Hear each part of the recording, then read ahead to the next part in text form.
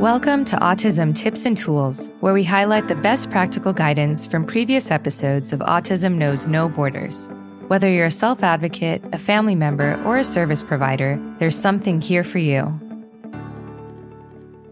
I'm Rachel Harmon, a professional in the field of autism services, outreach, and advocacy. And the following clip is from a roundtable discussion with our Global Autism Community, where Autistic Self-Advocates shared their ideas on how to prepare autistic youth for adulthood. Here's Dani Bowman, an Autistic Self-Advocate, animator, illustrator, teacher, and public speaker, talking about how she empowers her autistic students to turn their passion for animation into a career.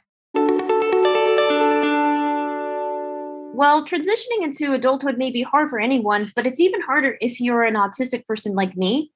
Change for us is very scary, and figuring out what we should do for the rest of our lives, we transition to adulthood can be very confusing if we don't have the right support from families. However, if we focus on our passion and turn it into a career path with the help of our family, then transitioning will just happen naturally. It could be any passion. For example, if you love trains, then maybe you can focus on a career that is about trains and other automobiles. Some people who are into trains can actually be historians or engineers. For me, I've always loved animation ever since I could pick up a pencil. I was always drawing all over the house. My family, instead of asking me not to draw on the walls, they encouraged me. And as I got older, my family always encouraged me to do what I love and gave me all the tools that I need to develop my passion. However, going from high school to college was very scary because it was a different routine. So my family made sure I've always had assistance to transition in the first month or so of each semester in college to help me get acclimated. My family knew I could handle the academics just fine, but it was the transitional part that was difficult. Getting used to new routines, it's always scary for some of us, but we could do it. But some of us just need extra help in that department. And asking for accommodations is a good thing too, because it's another way of helping you succeed. There is no shame in having accommodations. The next this transition is graduating from university and entering the actual workforce. I strongly recommend interning if you can. It would help you learn your field better. However, it's not necessary. I personally did not intern at an actual animation studio. Sometimes I wish I had, but I'm doing my best I can now. I think it would have been easier for me if I would have been interned at an animation studio. Now being in the workforce and running my animation studio can be challenging at times. Even though I have an MBA in Global Strategy Leadership and a BFA in animation, it's still hard for me to apply everything you learn, but I am doing my best. Again, I'm not so sure if I could do it without the help and support of my family and my team. And as a 26-year-old woman with autism, I'm planning to someday live on my own by myself.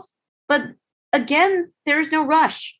Right now, living with my family, who are also my team members, is what I need to do.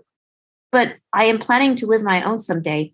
It's different for everyone. Some people think it's important to live on your own as soon as possible, and some of us would rather stay home. Not that we can't do it, it's just we prefer not to, and that's okay. To talk about a little bit more about what I do at Danimation, in the past, when I started Danimation, I've been traveling around the country teaching animation to youth on the autism spectrum. And what I do to help the students is that the students at Danimation eventually become part of the Danimation team. So in the past, before the pandemic happened, we used to teach animation in person. But then the 2020 pandemic happened. This, however, gave us full access to do online one-on-one sessions and virtual workshops via Zoom. And the beauty of it is that some of my students that I've been teaching over the one-on-one sessions and the animation workshops eventually become part of our animation team. And what we do at Danimation is that we eventually help take the student's strength. For example, if a student is really good at character design, their strength is character design, and eventually their character design would be their biggest strength. One student could be a good editor, and one student can actually be a good lead character animator or storyboard artist, and so on and so forth. As I've mentioned earlier, we do provide animation opportunities like contests. Like, for example, I've mentioned the Easter Seals Disability Film Challenge. Like the Easter Seals Disability Film Challenge, we teach them about the importance of doing deadlines.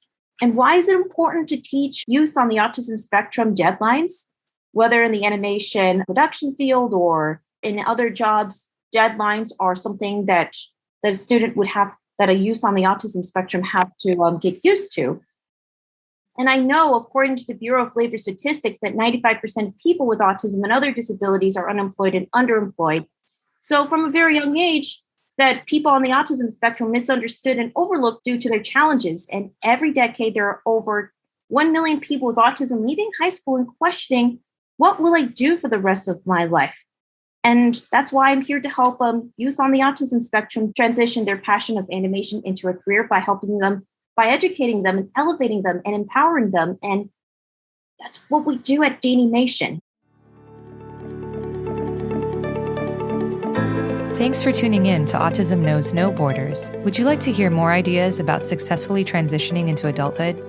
Follow the link in the show notes for the full conversation, and be sure to subscribe for more stories from people connected to autism, inspiring change and building community. Let's work together to transform how the world relates to autism. Thanks for listening. Take care.